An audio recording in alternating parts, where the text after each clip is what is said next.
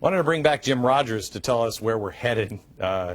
He's a guy who I really appreciate because he will tell you the truth. As I said before we went into the break, he doesn't speak a word of bullcrap.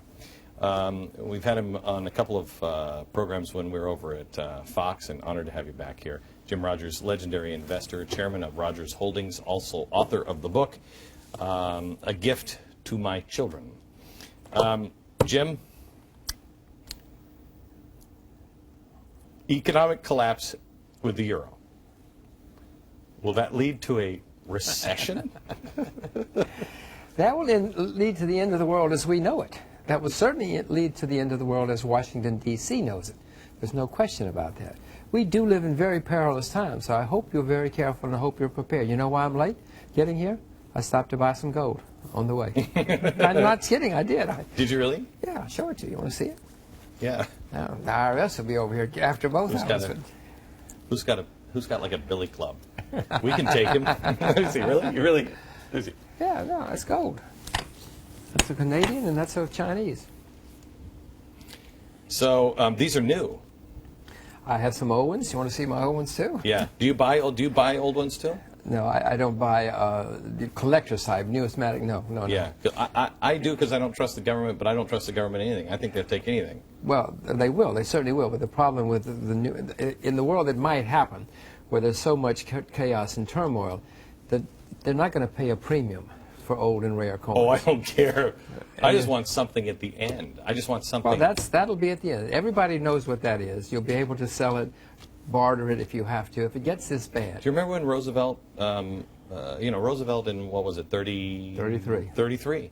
I don't remember. Yeah, but I know, but I know. But I mean, history well enough. You remember history well enough to know that. And they would put you to jail for, 10 years for having this. Yep, you couldn't open a safety deposit box without a member of the government watching you. Nobody could go to their safety deposit boxes unless an officer of the United States government was there to watch you open it. You think that's coming again? Well, I don't think they'll take gold away because in those days gold was in the monetary system. What they're more likely to do this time is take your pension plan or your IRA. They'll say, we're doing you a favor. What we're going to do in these, well, they always say that. Right, yeah. Come on, Glenn, they know they're always helping you. We're here from the government to help we're you. To help. For we're God's here to help. sakes, what's wrong with you? So what they'll say is, your pension has been fluctuating, there's been a lot of turmoil in the markets. What we're going to do, we're going to take your pension and we're going to give you a 30-year government bond. And we'll pay you 3%, 4%. That's fantastic. That way you Could you do that to me again, Yes, Mr. that's what I mean. We're here to help you. We're here to help you. We're here to save great. you. Then you'll have the guarantee of the United States government bond, and you don't have to fluctuate. Now, why do you it's say hard that for me. with I keep laughing. I know it's hard to say with a straight face. I've been, hedge funds are going up and they're just buying up farmland. Now, why would they do that? Well, because there's shortages of food coming, serious shortages of food coming, for a variety of reasons. Are you a conspiracy theorist? Because I've heard the government says these are all conspiracy theories. What, the people buying farms? Yeah. There's food shortages coming. That the government would. Glenn, first of all, the government says that because the farmers are Republicans, and the government doesn't like Republicans. No, but you must understand, food prices have been disastrous for 30 years. Agriculture has been a disaster for 30 years. The average age of farmers in America is 58. I think it's 62. All right, we'll split the difference. It's 60. All right. Whatever it is. In 10 years, they'll be 70. Right. The average age of farmers in Japan is 66. The average age in Australia is 58. The highest rate of suicide in England is among agricultural people. The highest rate of suicide in India, hundreds of thousands of farmers commit suicide every year. What? Agriculture has been a disaster.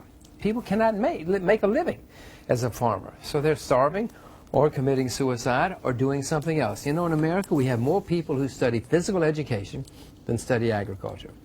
So what? Okay, so let's go through. Well, let me just finish. Okay, Two last sentences. So we're running out of farmers in the first place, and if the price of, because food prices have been so low, so the prices are going to go very high to attract in labor, capital, management, so that farmers can make a living again. What you should do if you get tired of TV is become a farmer. That's where the money's going to be. Oh, who says I'm not? All right. Take the average American through the difference, and try to illustrate as much as you can. Try to do it with grapes of wrath. Illustrate as much as you can the difference between a recession, how people will feel a recession, a depression, and collapse. Well, a recession is when your neighbor loses his job. And a depression is when you lose your job. And collapse is when nobody has a job. And there are people foraging in the streets. Happened in Argentina 10 years ago. It happened in Germany in the early 20s. It never happened here. This is the United States of America. I try to say that. People actually say these things to me, Jim. It's crazy. It's never going to happen here. It's the United States of America. I'm like, oh, well, know the laws of physics. We've had periods of great turmoil in the United States. Do you remember Cox's Army back in the 30s when a military reserve veteran led many soldiers, ex-soldiers, marched on Washington because they couldn't work. There was no money. Things were desperate. In the end, the government bought them off. But they had thousands, tens of thousands, scores of thousands of ex-soldiers marching on Washington, demanding that they get taken care of. I just bought an old book from the Civil War period, and it was a collection of things that people had done in the South. It's North and the South. Like the North, they had a hard time getting cotton. So how do we mend? How do we make our own fabric? What do we do? Medicines. What did they do? I mean, it's crazy stuff. But it has happened before here in America. It certainly has. In the war between the states. Do you remember the song about a greenback dollar? That's because they were issuing pretty worthless paper money. That was the Northern government was doing that. Do you remember the Continental? Do you remember the expression, ain't worth a Continental? Continental dam? That was the currency. So I'm very clear the resources that China has to be able to be good for debt. You know, they got all those factories, and I hear they have a few people and everything else, resources around the world. What does the Fed do? I mean, isn't the Fed, in effect, with all these bailouts and everything else, aren't they just paying themselves? And they're paying themselves, and they're trying to retain their jobs. They're not looking after you or me, and they're also trying to take care of their friends in the banking community. When the head of a major bank calls up and says, save us, save us, save us, they take the call, and they do something. You know, if a plumber from Iowa calls up the Fed, they don't take the call. They don't care about the plumbers in Iowa, but if the bankers from Wall Street call, they take the call. But they got to keep their own jobs, too, and so they're worried about their own jobs. I guess they really think that what they're doing is good. Sitting here on the outside, I cannot conceive of how this could be good for America or good for the world, but that's what they're doing. They're taking us down the drain. Well, they're too far down the road now. I mean, you know, now it's kind of like, I mean, now they're just playing for time, don't you think? That maybe a miracle will happen. I mean, you have to know Yes, that this isn't going to work. You know who's going to save us? The Tooth Fairy. You just hang on. The Tooth Fairy is going to come around. After the next election, right. The Tooth Fairy is going to come around, and everything is going to be okay. Okay. Don't worry. I believe you. But in my day, the Tooth Fairy brought you a silver dime.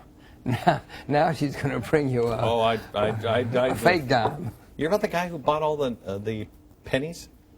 Do you hear that? Was it pennies or nickels that bought all it was. I knew a guy in the 60s who bought, in the 80s, who bought a lot of pennies and melted them down. Yeah, no, there's a guy who, I think it's nickels.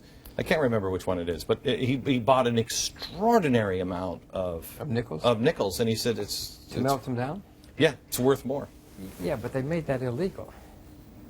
I don't know. I don't. Somebody better call him up. Because, yeah, no, I don't think. Congress, in its wisdom, this is good for us. I don't think he melted down. I think he has them. He has them someplace. Well, if he just has them, it's okay. Right. But the government, to take care of us, it's good for us. They made it illegal to melt down your pennies. They made it illegal to melt down your coins. It's it's for your own good. Yeah, sure. It's for your own good. Okay. All right. Let me go through what is going to happen in Europe. How do you see Europe?